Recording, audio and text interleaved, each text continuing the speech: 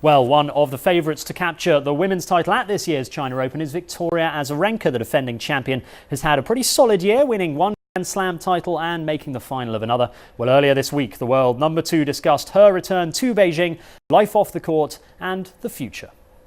It's been a great last year. I had a lot of success, great matches and great time here. I'm really excited to every time come back and see how different a little bit the tournament is, how much the tournament and the population grow with tennis, how much people get more involved. So that's what's this really exciting for me. You're always viewed as one of the mentally toughest female players on tour. And not at the begining. Well, not at the beginning, but right now, as time goes by, more so than ever. But my question is, where do you get this kind of toughness? I think I always had that. It's the ability to show it and use your passion and your emotions and that fighting spirit in a good way. To see people battle through those emotions, go through the different stages of the match, and it's like a roller coaster. So, but to be able to turn things around when you need it is something that you learn over the years.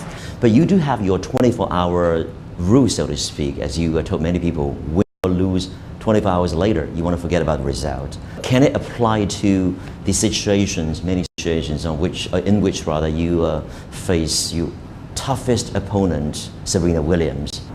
Well, it's pretty easy if you want to do that. If you can think about it. What I always look forward after the match like this, you can be sad or whatever, but is how I can improve to be better the next time. So that makes it easier because you start to search for new ways. Your mind is shifting to a different state of mind, that you want to do something about it, not just feel what it is, sadness or feeling excitement when you win as well. It's not only when you lose the match, it's always also if you win the matches. You're also known as one of the, shall we say, noisemakers on court with your grunting noises, perhaps. On the other hand, you did mention that actually men and male players like Djokovic out in the U.S. Open final, for example, made a lot of noise as well. So, do you think the media and public may be a little bit unfair to female players who make noise?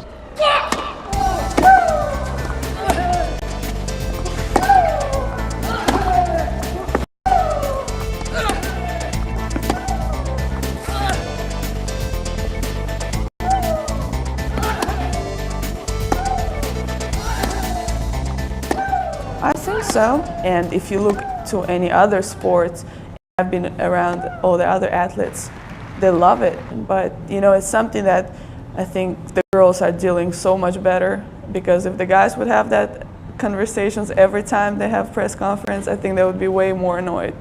Victoria Azarenka, ruthless on court, emotional could be, but what kind of a girl, what kind of lady is she off the court? I think I'm a really fun person to be around off the court, because on the court I'm all business and I take my business very serious. But off the court I love to have fun, I love to joke around. I mean, we do improv comedy, music videos. I went to the studio, recorded a few songs which nobody will ever hear. We gotta hear this. But it's something that I love to do. I like to go out to the movies, have fun with friends, paddleboard, just to do whatever makes people happy. I'll just go and jump on the swings like being a kid. So wow. Yeah, I'm really outgoing. Totally a different side that we well, yeah, I don't think you can really judge a person by when they do their job, because that's where you are in that zone of not the person you are, it's something what you do. One of your opponents, in addition to Serena, of course, is Lena from China. Who could forget about the final that took place at the beginning of this year? How did you manage to come back, and what do you make of Lena? Well, first of all, I think what she's done for women's tennis, especially in the Asia part, is just, fantastic. I've seen such a huge evolution of the fan base. Being a tennis player, that's what you want to inspire people to do. And having that final, it was it was such a great battle. We had absolutely everything in that match. We had drama, we had fireworks, we had battle, you know, we had falls and tears and everything. That's what you're looking forward and to see in the final of a Grand Slam. At the age of 24, you got 2 Grand Slam titles under your belt already, a former world #1, still getting there, being strong. So where is Victoria heading now? Oh, there's a lot more to go for. It's just the beginning for me. You know, I have my personal goals that I want to be the best of what I can be, and once I feel that, you know, I reach that limit of what I want to do, that's going to be it. But there's so much more that I'm excited about. The Grand Slams, the tournaments, you know, the ranking, I always take it as a bonus to your winning matches and winning tournaments. But, you know, Grand Slams, tournaments, yeah, winning.